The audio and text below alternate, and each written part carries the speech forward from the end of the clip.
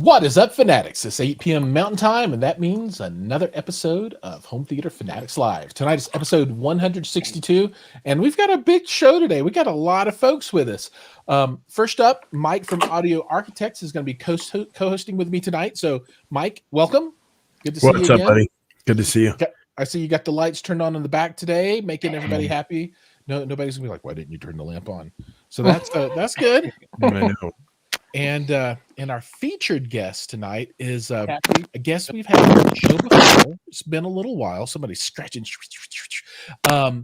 It's Aperion Audio, one of my favorite audio brands. I just absolutely love it for a number of reasons that we'll get into. And we have the two legends of Aperion with us today, and that's Dallas and Colin. And these guys are prolific. So welcome to the show, gentlemen. Hey-o. Hey. Howdy. Hey. How's it going? Good. How are you guys? Awesome. Doing Right good. on. Good to So see you guys.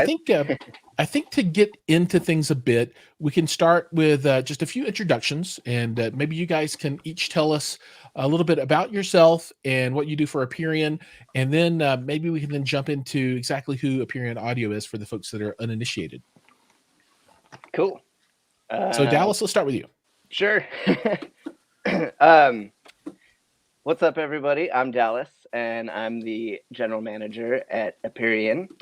We're located in Wilsonville, Oregon, which is actually just south of Portland, about 20 minutes or so on a good day with no traffic. Right.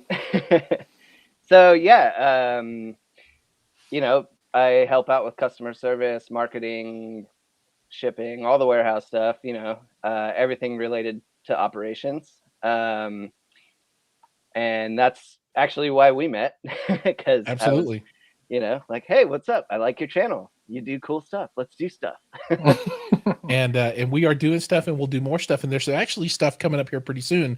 I'll talk about that later. But Nice. but yeah, it's always super cool. And one thing I really appreciate about the Aperion brand is that you guys are constantly innovating, right? Since I've been introduced to the brand, you've introduced I don't know, 5 or 6 or 7 new products. And then we're going to talk about a whole new line of products that'll be coming in the not too distant future, a little bit later in the episode, which I think is going to be a game changer, especially for folks that like to watch this channel. But let's before we get into all that, Colin, sir, you're up next. What's up, people? I'm Colin.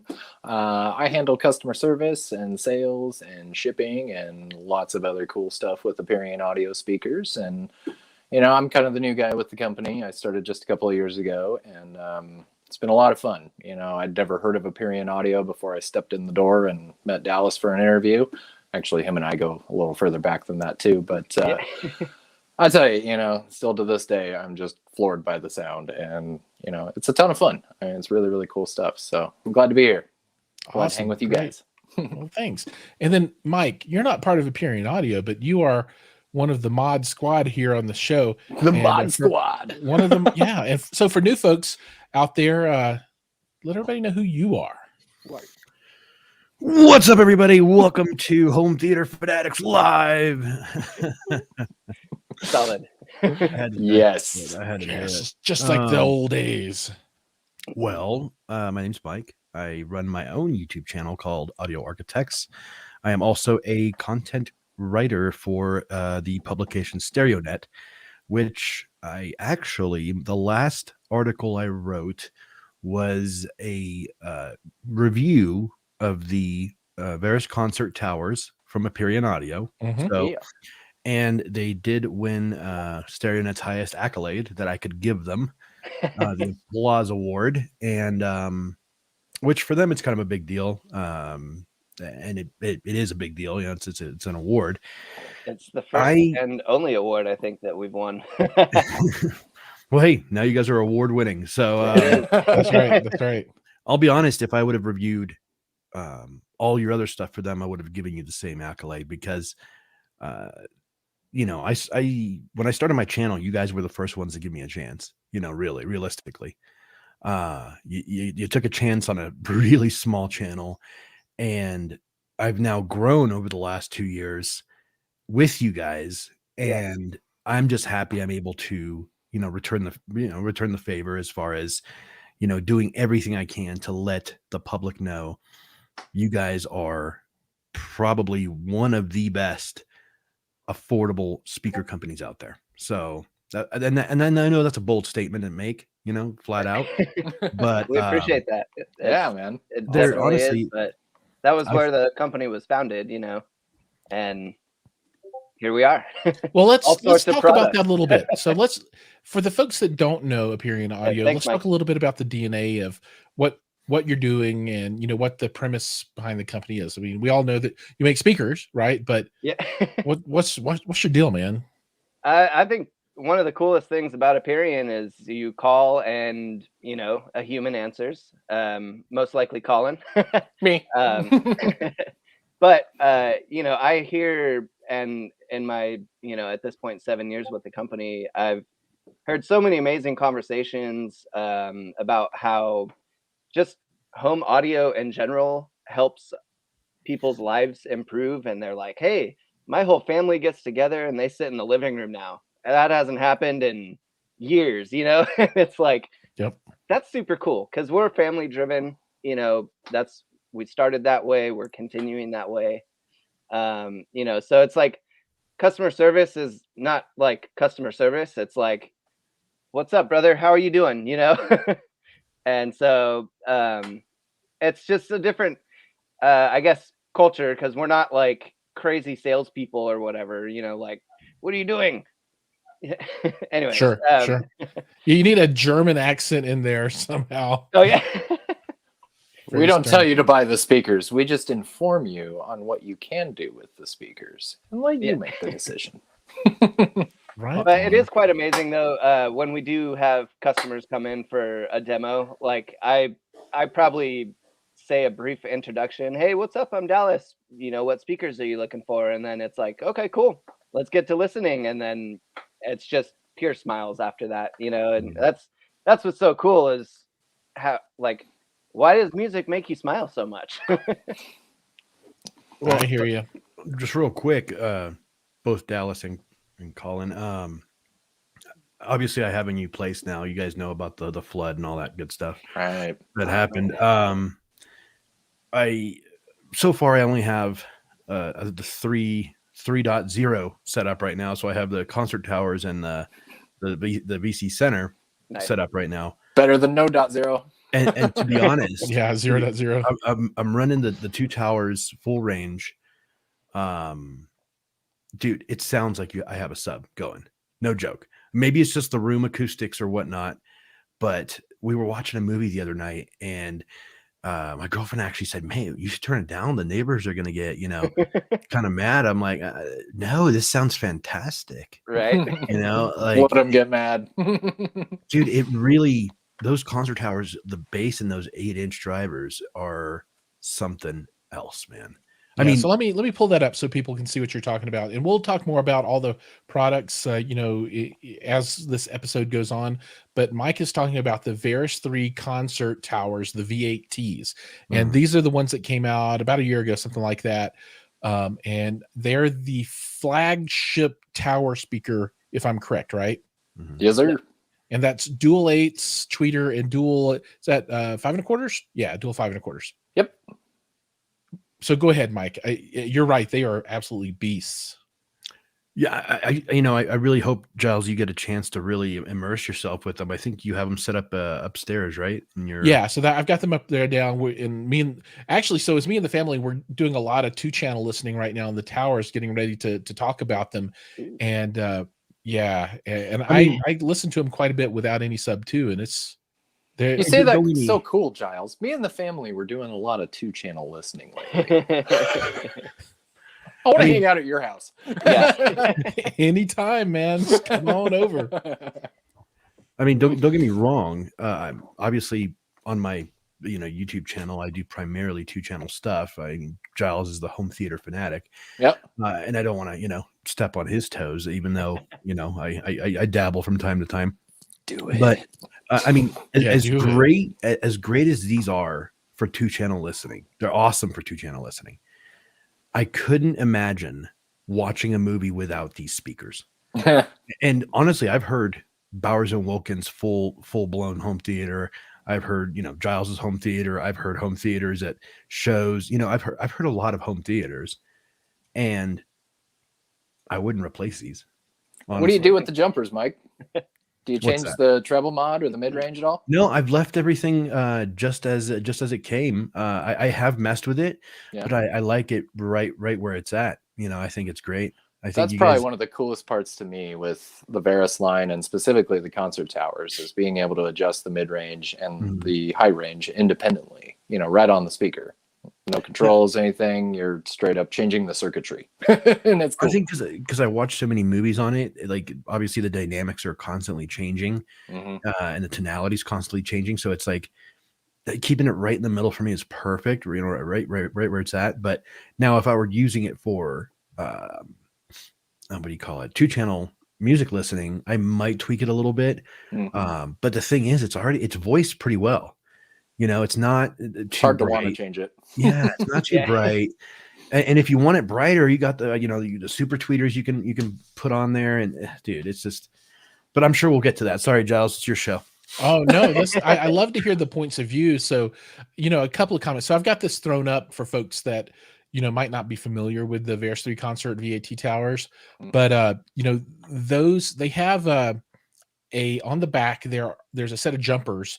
And you can modify the treble, the tweeters, and the mid range. And where you set the jumper at, you can give it, 0 boost, or you can give it +2 decibels, -2 decibels, and I think you can drop it down -4 decibels as well, just depending on how you feel about it. Now, for me, when I use this in home theater mode, I'm usually using some type of external DSP, right? So I set them neutral. Right. And I use DSP to really do all that tweaking. However, when I'm in 2-channel mode, I don't do that nearly as much, although I'm playing around with Dirac for 2.1 and to see what that's like. So for me, in 2-channel mode, I found that in my living room upstairs, I like to give it the +2 on the mid range, just to bring the vocals forward a little bit more for me. Yeah. I don't know. I kind of like that. I don't know what, I don't want to get into audiophile talk, that warmer sound. Whoa. I just like that just a little bit extra there. Cause they got tons of bass, and I don't really need to boost that up, but I like to bring out the mid-range just a little bit. So obviously if you're using a sub too, then yeah. Well, we listen to these a lot without the sub. So I did, I've done a couple of videos on the Bravus 12D. I've got a measurement video on it, and I've got a unboxing video for that as well. And then, I'm slowly working through all these videos, and the next one for this content, our Aperion audio, will be just the towers. And then the one after that will be a 5.1 system, which is kind of putting all the pieces together. So I'll have done, video about the towers, video about the bookshelf speakers, video about the subwoofer, a couple of those. And then I'll do it as a layout of a 5.1 system, being front-ended by all Acurus gear. So Acurus Muse, Acurus M8, and the subwoofer obviously is powered, and using your center channel as well. So, but that'll be down the road just a little bit. Awesome. We're looking forward to that for sure. Yeah. So, and then I think Mike is going to do, when everything finally, all the dust settles there, he'll be doing some tower content as well. And I do want to rewind this just to one thing that Mike said at the very top of the show that I agree with, but I also think needs to be expanded upon just a little bit. So, Mike said that in his opinion, Aperion Audio is one of the best speakers out there, particularly for the value. I agree with that, but I think that you can drop the last half of that statement and just say it's one of the best speakers out there that you can audition and listen to, right? And I hate to say things like, oh, they punch above their weight, or they compete with speakers at 2 times the value or 2 times the cost, that kind of stuff. But I think anybody who is looking for a set of speakers to do 2-channel, or if they want home theater that can be in that tower format, as opposed to like the custom install stuff that we're getting to a little bit later in the show. So everybody that's out there that wants to hear about the new home theater stuff, that's coming. But for folks that want to have the tower form factor, and maybe they want to do this like in a television room or something like that, I think that they have to give these a listen, because they're going to compete with anything else that's out there on the market. And unless people just want to spend $50,000 on a set of speakers or something, right? I mean, this needs to get be the crazy swirly looking ones or whatever. sure, yeah, the snail and the B&W diamonds. Or whatever. There you go. And those are awesome, and they're art pieces in and of themselves. But man, exactly. And that's what's so crazy is that if you go on Pinterest, I don't know if you guys have like scrolled around on there, but there's like ridiculously insane but like beautifully crafted art pieces for a speaker, and you're like, I would have never thought to design a speaker with that type of cabinet, or even if it's like porcelain or something. I mean, sure. Anyway, yeah. What's cool is like the Varus line makes a very amazing furniture piece as well, so it doesn't just like sit in the corner unnoticed. It's kind of like, oh, this could match the rest of your decor throughout your house, whether it's the gloss black finish or the cherry. Yeah, the cherry I think is particularly nice. I know Mike likes things in a multitude of colors as long as that color is black. Me too. Colin's like, yes, but I think the cherry looks really, really good, and you can get the Bravus subwoofer that matches, right? So you can get the whole range in that cherry, which I think is really, really stupendous. Depends on the decor, though. I don't want to say I only like black speakers, because right now I'm rocking a couple of white speakers over here because flip the spectrum, did you? My whole motif here is white, including my computer case, the desk, the subwoofer. Everything's white now. So I'm just trying to expand my man. Look at you growing. I'm not wearing a black shirt. I'm just trying to expand. You're really stepping out of your comfort zone, huh? I don't know if I like this or not. I'm just not sure. Afraid, but pretty soon maybe I'll rock some white headphones. I don't know. Yeah. But no, yeah, man. Like Giles was saying, if someone sets up your even the regular Varus Grand Towers, if someone has a setup in their living room or family room, whatever you want, they have now reached a certain, obviously with good amplification and a good source, they've reached a point to where they'd be hard pressed to find better quality sound out of anything in that, within that that realm, that echelon of speakers. Obviously, like Giles said, you spend $20,000, $30,000, $40,000. I would hope that there would be an improvement in quality. I think you might be shocked at the lack of improvement in quality. You would hope you would hope you would have a you would get some kind of return on that investment. But realistically, I am so happy with what I hear out of those concert towers, and I know she is too, because she's been that's always a plus. she's been hounding me to run cables, because I have to run a cable all across the whole room just to get to the back you do the surrounds, and she's been hounding me to do that because she said she wants her 5.1. And are you guys hearing this? Mike's girl wants him to set up surround speakers. Wants him to run, and he hasn't done it yet. He hasn't done it yet. What is this, the Twilight Zone? I'm marrying the shit out of her for sure. You're marrying the shit out of her. That's amazing. But yeah, I mean, it's one of those things where she's over there going. She's never had experience with hi-fi or anything. Yeah, she's sleeping. Dude, if she were to come through the door right now, I would be like, yes. She's too shy to even come around the corner. But no, like for her to have never, and we just had our 1-year anniversary not too long ago. Congrats. For her to never have anything to do with hi-fi, only whatever was available to her. Obviously, I was the first exposure to hi-fi she's ever had. And she's heard, triangle stuff. I had those in the bedroom for a while. And I mean, she's heard pretty much everything I've brought in home, and she is an Aperion fan, and when I told her I was talking to you guys, and she's like, oh, all right, cool. Like those are great speakers. That's awesome. Yeah. So, I mean, you guys are creating fans, of audio, just with the sound quality you provide. And I don't want to take any steam away from the Varus Grand Towers, because those are phenomenal as well. Oh yeah. They're not as grandiose and just Those are, you're talking about the ones with the dual 6.5-inch Right. drivers, right? Yeah. right. So that's like it used to be the flagship model. Now they're the one from the top in the Varus line. And the only thing I'm missing to complete my collection are the bookshelves, which are probably one of the most phenomenal sounding bookshelves I have heard in a long time for their size. In their size category, I think they blow. Giles and I did a bunch of bookshelf battles, and they won like what 2 or 3 back to back. I think they did. If people go back into the history, they can find those bookshelf battles, and I'll put those the were links good in ones too. Yeah, Those were like I with think the Clips only- and Kef and like all kinds of stuff. Yeah, Yeah, but the great only stuff. one that I think the only one that actually beat them was like a speaker that was 3 inches bigger. You know, so you know, so what are you gonna do?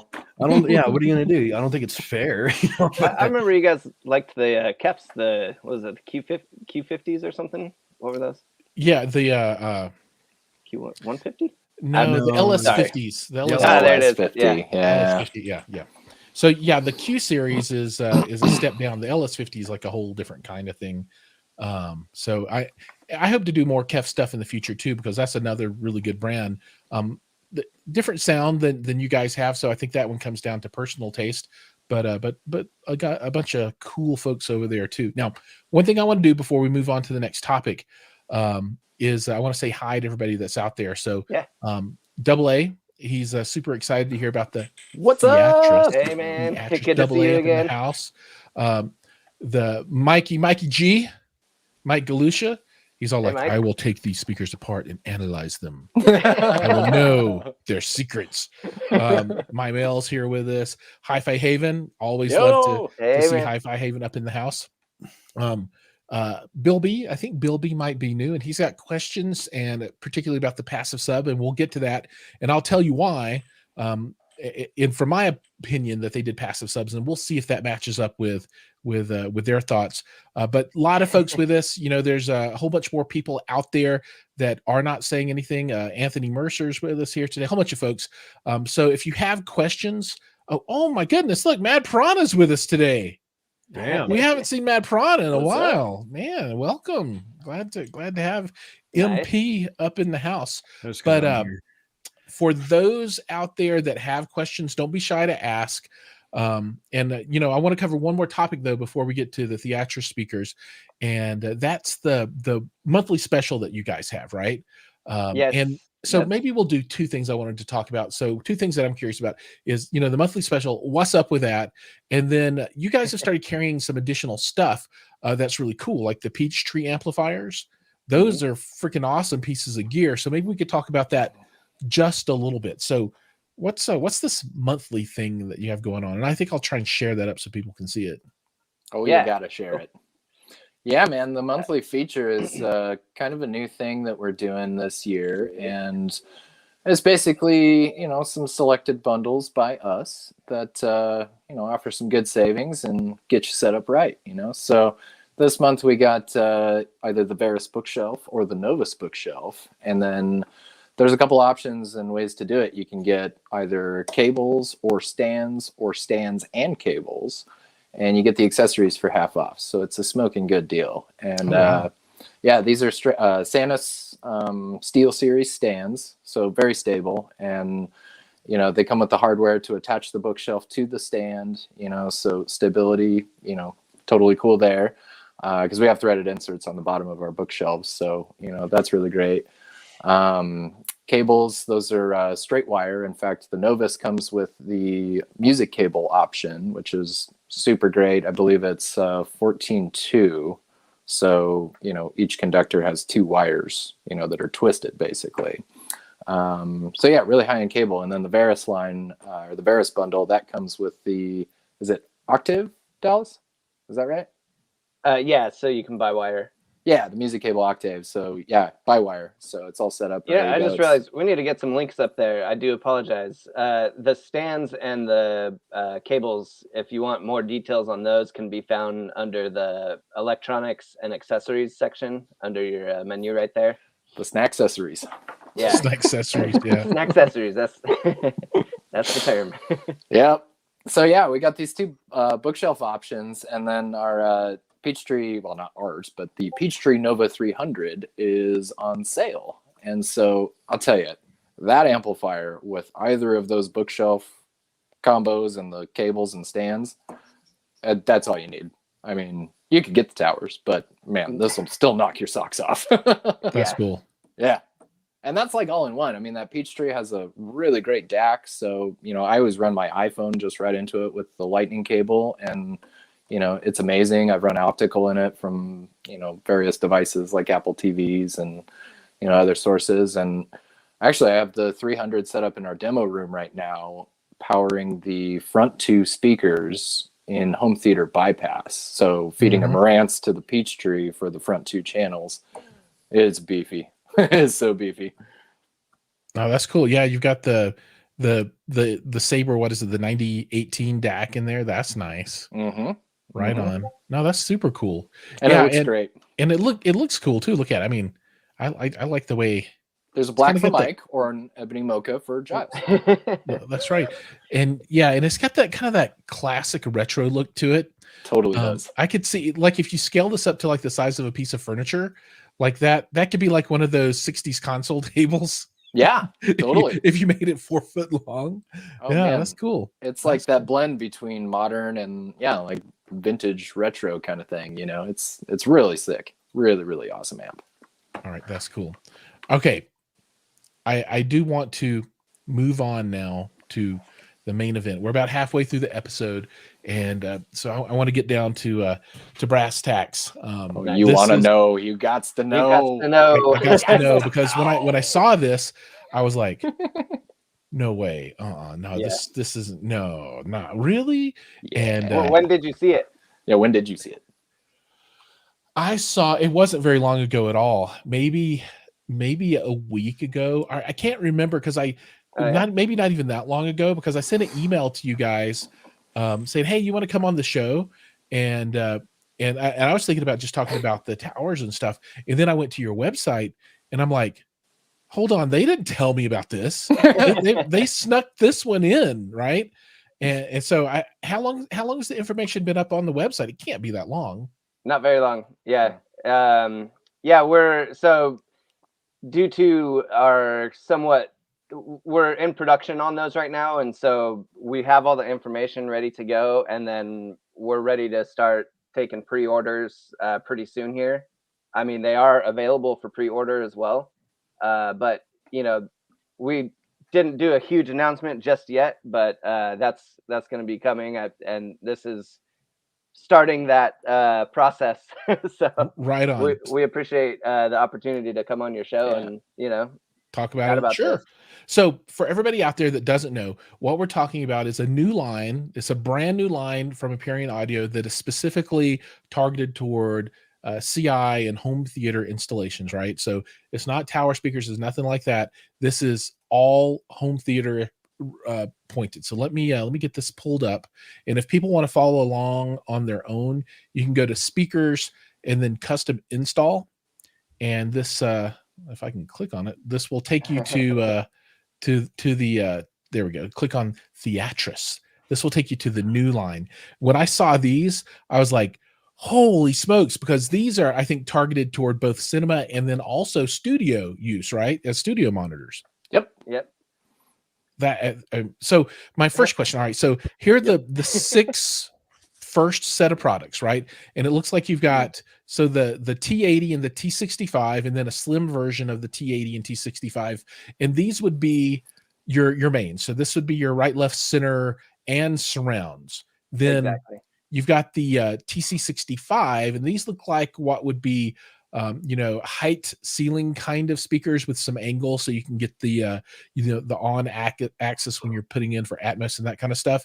And then the first sub is the TS15, which is a big old 15-inch sealed subwoofer. So did I get that right in general? Nailed it. Yeah. Okay, awesome. Cool. So let's first off, if you guys could just talk a little bit about what the thought behind this was, and what are you trying to accomplish with this line of speakers, and who are you going to kind of market this toward? Well, definitely this, is going to help introduce into our installer market. for all of our installation customers. You're going to be using big projector screens with this guy. In fact, on the back, there's some tech in there that will allow you to specify whether it's behind the screen or not.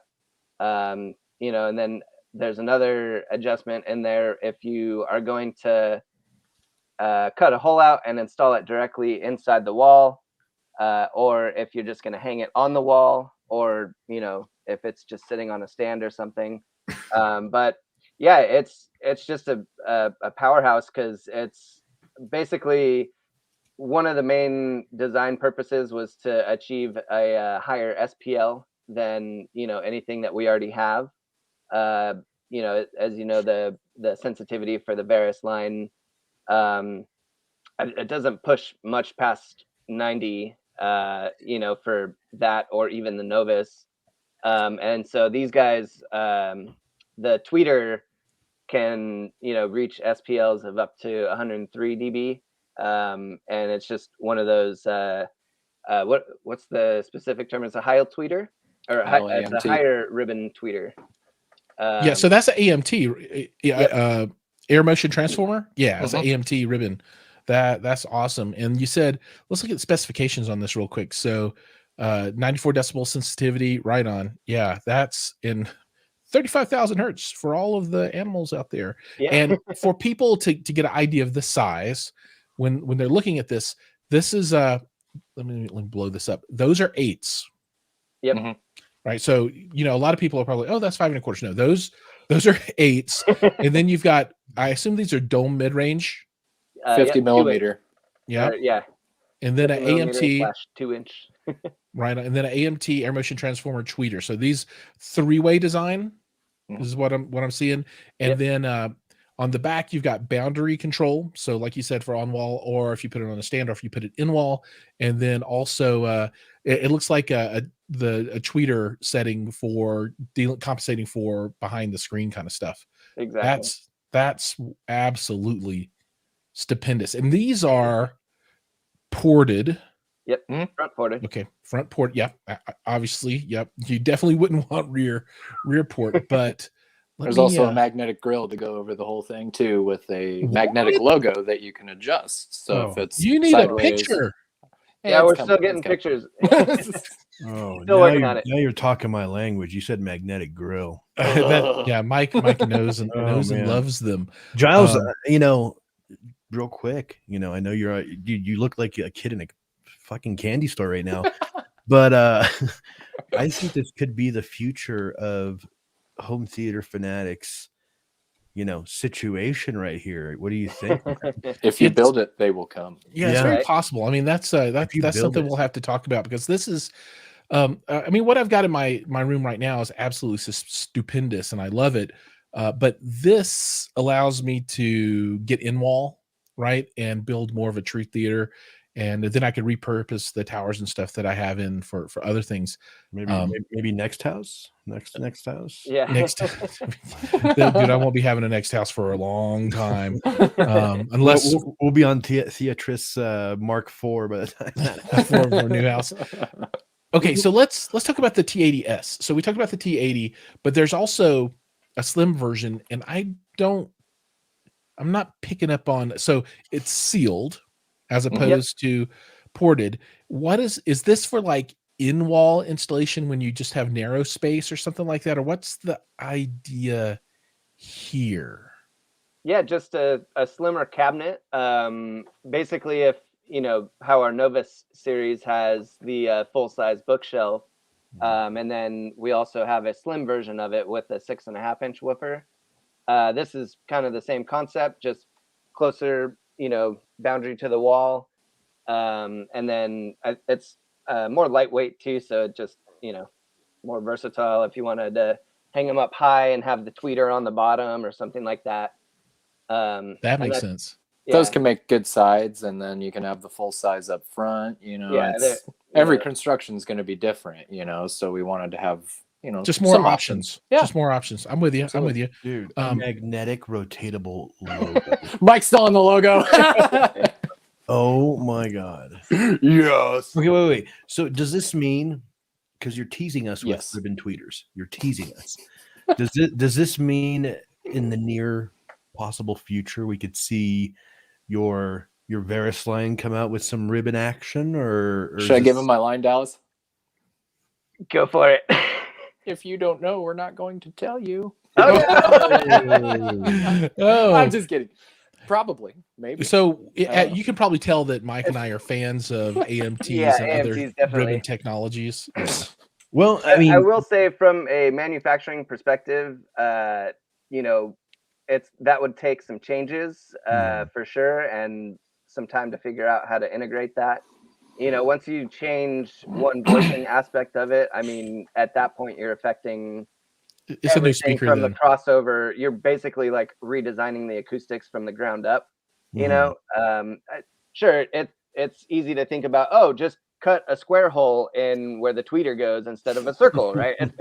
But it's you know, there's a little more to it than that. But you know, I think it would be cool also to have, you know, I don't know, Varus AMT line or something like that. You know, Well, I mean, in your defense, you already provided us with, super tweeters, ribbon tweeters. So, I mean, I can't complain too much because you guys already did it. But I was just curious if you were going to integrate that. But Giles, Yeah. back to you. Right on. So Percy, I think he's on board with us. He's like, "Yep, the Slims are made for hanging," and that makes a lot of sense because you want to keep them tight on that wall. Yeah. And Double A says this might be his first experience with AMTs. Are they faster than normal tweeters? No, they're not faster. I mean, all tweeters are going to be kind of the same speed, right? They resonate at the frequency they need to reproduce. But Yeah, they run the mile in like 4 minutes for sure. Yeah. Super fast. super fast. Yeah. Um, Yeah, because in general, I mean, tweeters in general, they're just like lightning speed from, you know, point A to B, which is usually your eardrum, and you're like, ow. Just kidding. Yeah, not If a you're too side close to order it, of pain with your Is this tweeter. tweeter working? I can't tell. Oh, yep. You know, with our AMT super tweeter, at first, I mean, I'm still partial to the ribbon tweeter. I love ribbon tweeters, and I think their smoothness is just what works with my ears. And at first, I really didn't like the AMT. It felt overwhelming and just like too much, you know. Mhm. But the more and more I listen to it, it's like you really kind of have to adapt to it a little bit. And I feel it's definitely more revealing. You know, you get way more out of the high frequency, and it's intangible. You know, it's just there for whatever reason. It's a different sound. It's a different technology, Mhm. and I would recommend that everybody listen to them. There's another company that starts with a that makes a lot of ribbon-based speakers for concert venues, and their stuff is awesome too. I really like the ribbon and the AMT, particularly in this kind of application. Mhm. So I think you guys made the exact right choice there. And there's another company that I really like, and they're releasing a set of cinema specific speakers, and they are also looking at the ribbon tweeter technology. So I think your product is very apropos for what you're seeing in the market right now. I think a lot of folks are saying, okay, folks at home with home theater systems want this kind of technology to have the right kind of sound in those environments. So I think it's hitting it exactly as it should as far as timing goes. So that's great. Yeah. That's You know, super cool. building those tweeters is not like, you know, Conan a Woofer or anything like that. It's some pretty advanced stuff. So getting to a point where you can actually manufacture those, I mean, that was all the work with super tweeters was, you know, leading up to stuff like this, being able to kind of take it to the next level, you know. Absolutely. Okay, so I want to talk about the next product in this line. So, let me take a step back. Go ahead. I was actually going to say we didn't talk much about the material that was used for. Go for it. Curve. Yeah, the curved Propex. It's a super rigid material from we sourced from Germany, and actually they have a website, and I will share. And that is that when we're looking at the speaker here, that is this material that is the waveguide around that AMT. Is that what you're talking about? Or are you talking Nope. about the material for the whole box? The cone of the 8-inch and 6-inch woofers. Oh, okay. We're talking Yeah. cone material. Gotcha. Okay. Yeah, I'm gonna send you a link if you want to pull up their website. But it's pretty cool because they what's one of the first things? Yeah, they do like biker gear that's like strong enough to protect if you get in an accident or something. There's some crazy stuff, and there was something too about how the material doesn't require glues like Kevlar does that, makes a cone more rigid and, doesn't vibrate as well. And so, Interesting. yeah, there's a lot of really neat stuff with this material, and I'm really excited to hear it because, there's, that I know of, nothing else out there like it. But, yeah, I mean, materials, a speaker in general really hasn't changed much. I mean, there's a lot of different materials out there, but the basics of it, has remained the same for a long time. And I think it's interesting when you throw different materials in. I mean, my first time hearing Varus was the first time for me hearing Kevlar drivers, and I was like, holy cow, these are sweet. So, I can't wait to hear what these do. Yeah. All right, so here we go. So we are at the PFS site, and you guys are seeing it the first time that I've seen it too. So yeah, just kind of scroll down real quick, and you can see like some of the other ways that this material has been used. I mean, super crazy looking luggage. You like, got luggage and body armor. Yeah. So basically, we just take the raw materials back to our factory. They stamp it, right, and then it just a lot of cone materials. And this is all written out under part of the Theatrus story when you go talking about the woofer here. But let me see. It doesn't require glues or resins to set the shape, like a traditional carbon fiber or a Kevlar woofer. So the glue actually, deteriorates the sound quality and everything during this construction of the woofer. So from there, that's where this curved material was like, oh, that's an optimal choice for, building a woofer cone for reproducing bass. So if somebody wants to pay like $1 billion to you guys, you can have them create a specialty pattern in the material and make a pair of custom speakers for someone. If someone says, I've got $50,000 burning a hole in my pocket and I want 3 speakers with orange cones. Right. You got to befriend Colin in Dallas first. Yeah. That's the first hurdle. Yeah. No, that's cool. Man, look at that. Ain't that some stuff, huh? Yeah. You got technology in here. Dang it. Yep. And like I said, all that detail is written out under, if you go to the product page and look under the specs and the Theatrus story and all that stuff, so the second tab down at the bottom there. But there we go. Theatrus story. There you go. It's and a saga. That gives a breakdown of each, Oh yeah, look, there you go. Here's the tweeter. This is why we chose this material.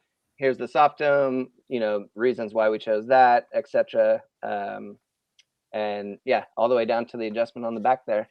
That's awesome. Yeah, and this feature, this is pretty high end. You see this on very high end pieces of equipment when you get into the screen setting and then the boundary setting for the baffle wall or on wall setting. That's man, this is exciting. Okay, so let's move on. Yeah, so that's the flagship in the line, and then you have the next layer, which is the T65 that we talked about a little bit. And are these still 8s or are these 6.5s? I'm not sure. 6.5. 6. Okay, so a little bit smaller. Yeah. So if people wanted to downsize on the size of the speaker a bit for the walls, surrounds, they could do the big ones for the LCR and then buy 10 of these for their other sets of surround speakers, right? And everyone should buy them in sets of 10. Of course. Of course. And this is very similar, I think, in setup to the other, but the next model is very different, right? And this is folks might say, hey, I've seen another company make a speaker in this form factor before, but I don't think it's got these woofers and this tweeter in it though. Holy smokes. Yeah, just to awesome surround speaker. You can mount it up high, or as a side surround, whatever you need to do with it. Mm-hmm. You can do heights or tops. Yep. Without any problem. It's got some angle built in. Oh, that's nice. One thing that I hope to see down the line a little bit is some installation instructions on how these go in wall, because a lot of times when people think in wall, they're like, okay, we're gonna have a speaker and it's got these little flanges and all these screwdriver holes and all that kind of stuff and that kind of thing. So I know we've had a lot of questions about that, and I don't know that we'll get to that today, but that's something that that I can surface up about this as all of these plans come together. Yeah. All right, and then we appreciate that feedback. I'll definitely see if we can get some sort of video installation guide going or something like that in the future. Yeah, we ought to link up like this when we get the speakers in, and we'll just point the camera at me and Dallas. And absolutely, turntable the thing, right? I mean, that'd be sweet. Yeah, and there were some questions that came across about that before, and they've scrolled by now, but folks are interested already. They're like, yes, I want the installation guide. Show me what I need to do. How big is the cutout? And all that kind of stuff. All right, now start the last with 10 one, feet, and then we'll adjust from there. You build your room around these, not these. Yes. The room. Okay, the last product that I want to call out and talk about today is one that's near and dear to my heart, and that is the Theatrus TS15 passive 15-inch subwoofer. And this is a big boy, and I've recently started looking a lot closer at the 15-inch form factor, particularly sealed, and I really like the form factor because it is, I think, right about the perfect compromise between size, performance, cost, base extension, et cetera, right? So this is and man, look at the cone on this thing. Is it still shared up? Yeah, there we go. I mean, that's cool. It's got your branding all over it, literally. You think it's Aperion? Right. Is there a grill for this one too? Does this have a grill? This one is, yeah. I don't think it's magnetic, they're good. Yeah, it's though. got it's one of the key features, an acoustically transparent grill. Right on. So let's talk a little bit about why passive. And I'm going to tell people why I think passive, and then you can let folks know if that kind of jives with what you were thinking. But when you get into the CI market like this stuff is, right? So this is for people that are getting pretty serious, right? Because they're like, I'm about to cut holes all throughout my house, and I'm going to run cables and all this kind of stuff. Right. And that philosophy will come down to the subwoofer in a lot of scenarios. So a lot of times you'll see folks recess this kind of sub into a wall, right? Put it inside behind a screen, and hide these things a good bit. And in that type of scenario, one thing that installers in general don't want to have to do is deal with electricity spread throughout the room, right? So basically everything happens in the cabinet. All of your components are there, and they don't want to have to deal with electricity out and about. Pretty much the only thing they use electricity for out and about is going to be projection and that kind of stuff. So you want to be able to have amplification in your cabinet to drive these speakers wherever they're at, right? So it's all just speaker wire. So that for me is the argument of why you go with passive subs when you get to this level of custom integration. Is that close to what you guys were thinking, or did you have a completely different strategy around that? I think you're right on, Giles. I mean, there's with somebody building a custom room and, a massive, personal home theater, I mean, maybe there's 3 subs, maybe there's 4 subs, there's a lot of options. And like you said, power is everything when it comes to that, especially if you're running very large amplifiers, you're going to have all that stuff locked in a cabinet, offside away from the screen, not like your traditional theater, in the living room or something like that with, powered subs and a receiver and all that stuff, So yeah, it's like, there's never a fear of crossing power cables and audio cables or, interference, this, that, and the other thing. I mean, it's cool because like you said, yeah, you can put it in the wall. The options are endless. Well, as I tip over my phone. He's so excited. Oh my god! It jumped right out at me. But yeah, I mean, just the freedom and ability to customize the way you want, and build to the room. Right on. So, Mike, I know you have a lot of experience with 15s because you've been running that for quite a while now for most of your AV video kind of installations. Do you think that's a good form factor? I mean, what's your thought on the 15-inch size for subs? Well, as far as sound goes, I think a 15 is absolutely perfect for a, I don't know, small to medium size room for home theater. I think it's great. It has a lot. I mean, you heard them. Oh, When yeah, you came I heard over to 'em. my house. It was good. It sounded, it had impact. It had, that tactile feel. I'm just curious. Are you guys going to? The passive thing's really, really freaking me out right now. So, How can I ease you, Mike? Yeah. Okay, here's my qualms with passive subwoofers because I own one, the one I built, the Punisher, the what's that Symbian amplifier that Giles is You so got a fond of. FP. What do you have? 14,000, yeah, it's 14,000, yeah. 14,000 watts, which I mean, if I put that on a bench test, it's probably pushing What is it really? maybe 3,000 or 4,000 watts. Well, you have to hook that up to like a 240 volt 30 amp Right. circuit to be able But- to generate that.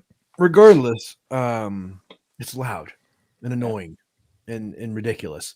So you guys had to know that, and this is basically meant for a home theater where the media rack or situation room, is obviously away from the main viewing area. So what kind of amplification or amplifier do you guys recommend, and or are you going to make one for this this specific subwoofer? Well, that's surely an interesting segue. To answer your question on amplifiers, we do have stuff in the works for that. Can't provide much further info than that, though, at the moment. Gotcha. But yeah, probably in the next 2 or 3 months, we'll be able to have a good chat about those. Okay. I don't know. They're not specific for our passive subwoofer. So yeah, if you're looking to power our sub, actually just got a nice recommendation from one of our customers who's also very into passive subwoofers. Let me see if I can pull that up real quick. But we've been kind of looking around in the market too, just so me and Colin can get familiar. This being a new product, to Aperion, we got to know all the options as well. Mm-hmm. I think I'm seeing in some of the comments that Outlaw has a good recommendation on there. I'd like to bring a couple of amps in and yeah, play with I think stuff. what you'll hear a Get lot of familiar with people them, say, you'll hear people say Crown, you'll hear people say Behringer, yeah, you'll hear people say that the Pro Audio clone gear. amps, so that kind of stuff. There's Mhm. Speaker Power makes the amp, but it's super, super expensive. It's awesome though.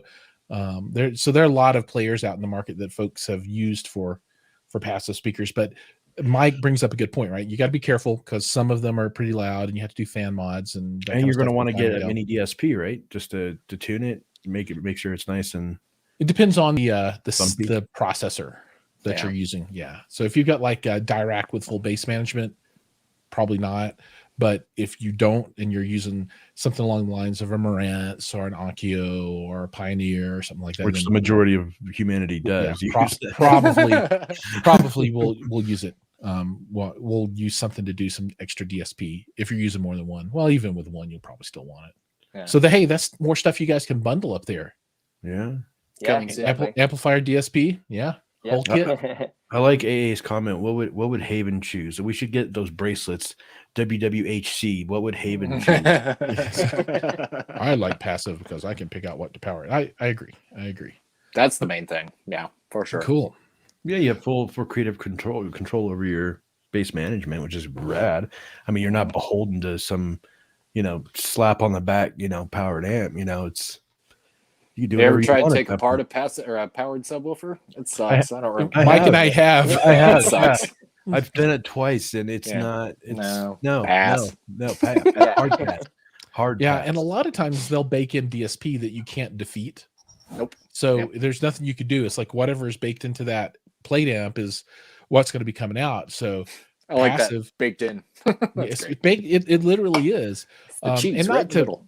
not to badmouth any other companies, but that's just something that's part of it, right? And sometimes they'll use the DSP to help overcome some of the issues with the sub and give it a better looking curve and that kind of stuff, and that's fine. But if you're tuning your own home theater and you're going to the level of buying this kind of speaker and doing custom install and putting in the walls and that kind of stuff, folks will typically want to have more control of that. And just like Mike said, they're going to want some kind of DSP so they can set their own house curve, maybe have multiple curves for different kind of listening experiences. Yeah, that's cool. Right there. That's a prime difference between reason for passive subwoofers is guys on that theater level, not the ones looking to outfit a living room, but a custom dialed in, okay, I'm doing everything from scratch kind of place. That's where the Theatrus is going to come in. Yeah, and that kind of situation almost never has a powered subwoofer. Just go look at all the theater tours that are out there, and there's a million of them, and you can kind of see the breakdown between that higher end theater that goes to that level of detail, and then more of a media room kind of, let's put this stuff together and go power. It's just like a live concert situation. A smaller venue, you're going to see a handful of active PA speakers. You go to a large venue, you're probably not going to see much for active speakers. There's going to be a huge rack of amplifiers. That's right. So it's just different applications. Adapt to the location. That is an important thing with speakers. Yep. Love it. All right, folks. We are coming up on the end of our episode today, and I do want to take a couple of minutes and talk about some stuff that Mike's got coming up and some stuff that I've got coming up as far as new content and things that are happening. So first off, if you haven't had a chance yet, down in the notes for the video, you can find a link back to Aperion Audio, and I'll add some more links for the material and that kind of stuff. Go check them out. Link for Mike's channels down there. Make sure you go and subscribe, like, ring the bell, comment, and cheer him on. I am so close to 10K. I am 50. He's close. Ooh, yeah. 450 subscribers away. Let's push him over. Nice, Let's get man. another 50 subscribers for him tonight. So 450 everybody, subscribers. please go subscribe. And then if you're watching here, you probably know where my channel is. And if you haven't already hit that subscribe button, I take that as a personal affront. So please hit the subscribe button. But Mike, go ahead. What's new in Mike world coming up here in the near future? Well, guys, if you guys like DACs, CD players, subwoofers, amplifiers, speakers, music, then you're going to feel right at home over at Audio Architects. So I like all those things. Like I said, man, You're talking our language. It's a win-win. No, I got a few projects coming up. I'm working on. Actually, probably I'm gonna try to film tonight, but I am exhausted.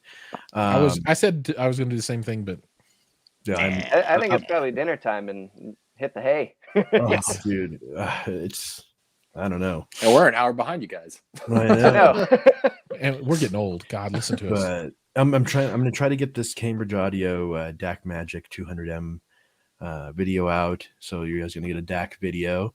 Cool. And then following that's going to be a Lingdorf CD player.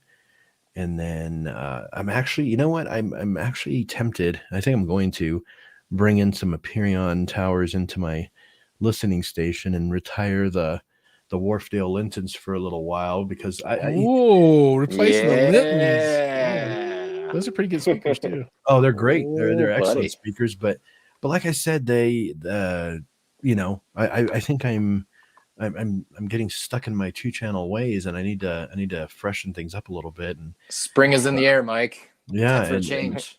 I really don't want to run all that cabling, so I think I'm just going to grab those various grand towers and bring them in here and use them as reference for the next few videos, and that way I get to listen to one of my favorite speakers. So That's amazing. Dig it. like I said to Colin and Dallas, you guys have been great. Giles, as always, I appreciate your support and your I don't know what to call you anymore. Friendship. Just call me Big Daddy like everybody else. And to be honest, I really I just got love. demonetized. I know. You say that with some authority, Giles. No, what I was gonna say is I really love the community you've built, and everybody that comes on and gives it Colin and Dallas Thanks, some Gary. love. Yeah. So Yeah, man. thanks, Mike. We appreciate yeah, man, that. And lots of stuff coming up. So In the industry, yeah, it's all in who you know, and we know some cool people. All right, and then from the Home Theater Fanatics point of view, I'll be making an appearance at Expona later this month, so I'll be up there filming some good stuff and covering the show, and I'll be moderating one of the panels, so doing some stuff there. And I am also a ambassador for the Home Entertainment Show, so I will be. Yeah, and I'm Cool. super excited about that. So that's amazing. yeah, so That's awesome. Expona, I'm just going to be there as media, and I'll take some coverage. But for the Home Entertainment Show, which is in Long Beach, and then there'll be one in Denver and one in Louisiana, I'll be doing more coverage and more things with them in more of an official capacity. So I'm really excited about that. Oh, that's fantastic. That's awesome, man. Congrats. Yeah, it's going to be fun. So that'll be cool. As far as content goes, I'm going to do some Audis headphones in the not too distant future. I have a lot of non-theater related things that I'm going to be doing. I'm going to do a couple of pair of glasses that have built-in speakers, so you can listen to music through your glasses. One is the Amazon pair, and then I've got another pair that I don't even know who they're by right now. I'll call it out later that I'll be doing as well. And I'll compare those. Then I've got your tower stuff coming as well. So there's a whole bunch of stuff in the cooker. And super excited. So a ton of stuff to get done before summer vacation comes up and we're off to visit the in-laws. So I'm going to want to see some frequency response graphs on those speaker glasses, and see what the low end is on those. Is it any good? I need to find some. I need to buy one of those little heads with the microphones in it so you can do that. Yes. I can measure your towers, but I don't know how I would measure the freaking headphones. And Mike and I were talking a little bit about travel stuff because I did a travel video for Cancun for the family vacation, right? Just to do it. But we're the family's going to go overseas to visit in-laws, and Mike said, wait. I'm going to tell him. I want to tell him. Dude. Yeah, you tell him. Guys, hold on. So tell me how badass it would be, right? So Giles is going to be in Bangkok. So how cool would it be if he goes out there and finds like whatever hi-fi stores they have out there, which I'm sure they have a bunch. Oh, they have a ton of really sure Bangkok has cool stuff, Yeah. I mean, the documentaries show all the bad stuff, but I'm sure there's nice areas too. So, dude, do a video about going to hi-fi shops around the world just to kind of see what brands they carry, how they conduct their business, just everything about it. And then also go to like record stores and music stores and see what they got going on over there and see what kind of music they're listening to. And maybe you can discover new bands and stuff like that, and then film all that shit, put it all together, and then let us all see it. And I think that would be a win. Absolutely. I think that'd be a huge win, especially how much this guy likes to travel. So I'm down with all that, and we're gonna have, we're gonna do like a week and a half down at the beach, and then we're gonna do about a week in the city. So I'm sure I can find a day, and me and my wife can travel around, and she can do all the translation right, and find some of these places because dude, if Bangkok is like New York City but on steroids. Mm-hmm. And I mean that it never ever stops, and it is crazy, right? And there's a ton of money in that town, and there are a lot of high-end shops, and I'm sure that we can find a couple of spots that wouldn't mind us coming in, doing a little bit of filming, maybe do an interview and talk about what the scene's like in Thailand, because they have a huge Bangkok audio show too that I've never been to that would be fun to cover also. Oh, how They- cool would that be? Yeah, That'd they be just sweet. had the auto show there a couple of weeks ago, and I went to that once before, and it is massive. Oh my god! So Dude, I'd rather go to the Bangkok Hi-Fi show than most shows they got going on in the United States. So well, you get a good trip, and you get good food, and it's kind of exotic and different, and it's a whole different kind of world. So yeah, no, That's so awesome, man. I want some pad That's the thai idea. on the street, dude. I want some pad thai right on the street, right I want there. some Oh, pad thai dude. right now. I went no to shit, Khao San right? Road, which is kind of like backpackers paradise in Bangkok, and had pad thai one time. Oh, Perfect. It was It was the like- best. It was like $1, Yeah. and it was amazing. Yes. All That's right, That's a folks. awesome. physical thing. You can get a lot of bang for your buck over there. Heck Yep. yeah. So we're gonna go ahead and call it. Dallas, Colin, Mike, thank you so much for coming on the show tonight. Everybody Thank that's you. out there watching, like I say, everybody's time is valuable. So for the guests and the viewers, thank you for spending that time here with me and us tonight. So thank you. And as Thank you. always, see you in the next video. Cheers. Take care, everybody.